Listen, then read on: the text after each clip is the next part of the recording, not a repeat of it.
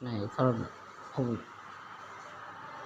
আমার বিশ্বাস হচ্ছে বিবাহিত সাকিবের ঘনিষ্ঠ বউ, তাহলে বুবলি থার্ড পার্সন। হ্যাঁ, আমি মানি যে অপুর সাথে সাকিবের ঝগড়া হয়েছে, আলাদা হয়েছে, বুবলিকে বিয়ে করছে, কিন্তু বুবলিকে বিয়ে করছে যে প্রমাণ তো এখনও দেখাতে পারতেছে না।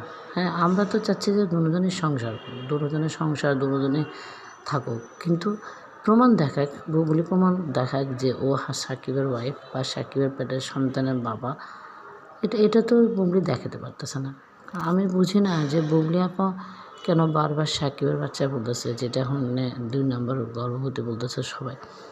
আমার কথা হচ্ছে প্রমাণ সহকারে তুমি সামনে আসো, তোমার ভয় কিসে? তুমি যদি সত্যিকারই হয়ে থাকো, সত্যিকারের সাকিবের ওয়াইফ হয়ে থাকো, তো তুমি সাকিবেরকে বলো সামনে আসার জন্য, তুমি সাকিবের সাথে কথা বলো। সাকিব ভাই যদি বলে যে এটা আমার সন্তান, আমরা সবাই মেনে নেব।